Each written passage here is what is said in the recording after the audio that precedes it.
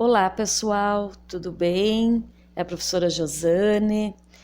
Hoje nós vamos trabalhar com os verbos, as peculiaridades e usos. Vamos relembrar que nós já começamos o estudo em sala de aula. Também as formas nominais e a correlação verbal em relação à produção de textos, né? De bons textos. Vocês podem acompanhar o módulo 6, pelo módulo 6, capítulo 18. Ok, galera da segunda série? Então vamos lá. Relembrando então, os verbos, eles são regulares, irregulares, anômalos, defectivos, impessoais e unipessoais. Então, para quem perdeu essa explicação, eu vou fazer agora aqui uma breve revisão. Vejamos, os verbos regulares, eles não apresentam alteração no radical. Observem os verbos sonhar, sofrer, dividir. O que aparece em negrito aqui é o radical. O que é o radical? É a base do meu verbo. Então, o regular, ele não sofre alteração no radical. O verbo irregular, ele apresenta alteração no radical. Por exemplo, o verbo medir. Observe que eu tenho as pessoas aqui, né? E a primeira conjugação sofre alteração. Então, o radical de med, né? Medir, na primeira pessoa sofreu alteração. Portanto, ele é classificado como verbo irregular. O verbo sentir também. Se eu pensar no radical do sentir, do verbo sentir, é sente. Mas na primeira pessoa, ele sofre uma alteração. Nas demais pessoas, o radical é como eu pensei inicialmente em relação ao verbo sentir. O que houve alteração, então, é aí na primeira pessoa. Os verbos anômalos, eles sofrem várias alterações. Então, eu tenho todas as pessoas do discurso, tá? Observem que eu vou trabalhar com os verbos ir e ser. Eu tenho as pessoas do discurso aqui, né? Mas houve alteração em todas elas em relação ao radical. Com o verbo ser, a mesma coisa. Eu tenho todas as conjugações, mas o radical sofreu alterações. Os verbos defectivos são aqueles verbos que apresentam conjugações incompletas, tá? Então eu coloco para vocês que são verbos que não apresentam conjugações completas. Então as conjugações são incompletas, tá?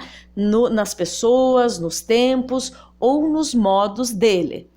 Eu trago o verbo colorir. Observe que nos verbos anteriores, né, no verbo regular, no irregular, no anômalo, eles têm todas as pessoas, mas com alteração no radical, nos radicais. Aqui, eu já não tenho a primeira pessoa, por isso ele é chamado de verbo defectivo. O mesmo acontece com o verbo, né, reaver. Veja que eu não tenho a primeira, nem a segunda, nem a terceira pessoa do singular e a terceira do plural. Eu só tenho a conjugação aqui na primeira do plural e na segunda.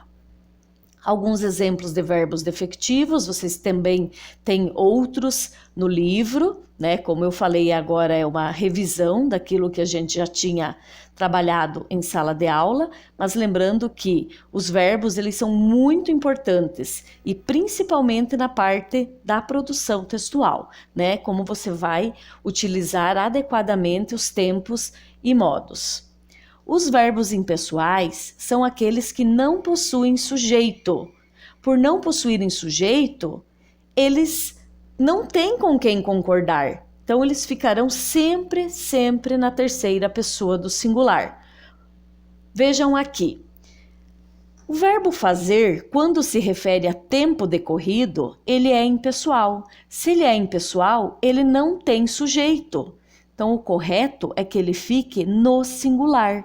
Se eu falo ou escrevo fazem 5 anos, é errado dentro da norma gramatical, né? Da nossa norma culta. O correto é falar ou escrever faz 5 anos. A mesma coisa aqui. É errado, né, escrever faziam 2 séculos. O correto é que ele fique, por ele ser impessoal, sempre no singular. Os verbos unipessoais, então, eles são aqueles verbos relacionados a animais. Eles exprimem ações ou estados relativos às vozes de animais. Aí eu trago um exemplo aqui.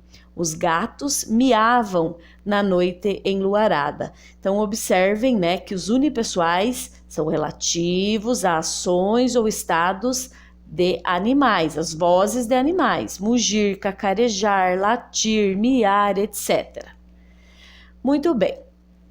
As formas nominais são 3: infinitivo, gerúndio e particípio.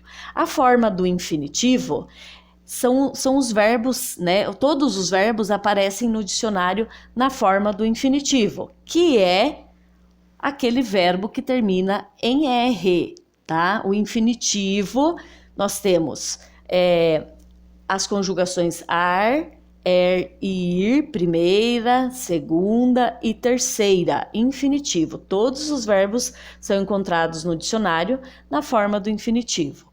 Gerúndio é a terminação NDO e particípio ado e ido. Muito bem. Quando eu falo de uma locução verbal, eu estou falando de um verbo auxiliar mais um verbo principal. Aqui eu organizei exemplos de verbo auxiliar mais infinitivo, a forma do infinitivo, um outro com gerúndio e um outro com particípio, tá? Lembrando que o primeiro verbo é sempre o verbo principal e o segundo é o primeiro verbo é sempre o verbo auxiliar e o segundo é o verbo principal. Assim, eu tenho um exemplo de locução verbal com cada forma nominal do meu verbo. Eu quero que vocês pratiquem, né, algumas atividades que aparecem lá nas páginas 9 a 14, atividades de 1 a 7, relacionadas ao estudo das formas nominais e dos verbos, né, regulares, irregulares. E também eu quero que vocês leiam a síntese. Ela aparece lá no nosso livro, na página 44. A cada capítulo, a cada conteúdo, nós temos uma síntese. É muito importante que vocês deem mais uma olhada. Correlação verbal. Então, essa modalidade, quando a gente fala da correlação verbal, nós estamos falando da modalidade escrita, que requer distintas habilidades, né? São requisitos para uma boa produção textual: clareza, objetividade e precisão dos enunciados. E para tal, nós precisamos também saber que tempos, que modos verbais nós devemos utilizar para uma boa produção textual. Damos o nome, então, de correlação verbal à coerência, ao uso de formas verbais combinadas para harmonizar os textos. Então, a gente sempre fala no estudo da gramática e também na produção textual, coesão versus coerência. Então, saber combinar essas formas verbais para que o texto se torne coerente. Nós temos aqui, eu trago alguns exemplos de textos que vocês vão observar quando e qual, né, tempo e modo utilizar.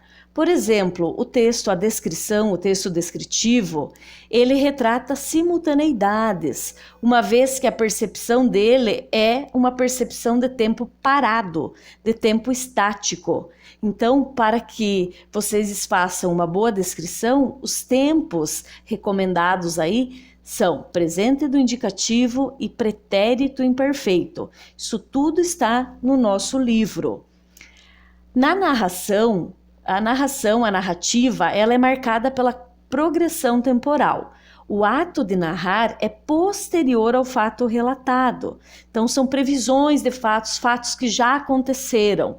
E para isso, preferencialmente, os tempos verbais no pretérito. O que é o pretérito? É o passado. Um texto argumentativo, né, essa correlação verbal na argumentação,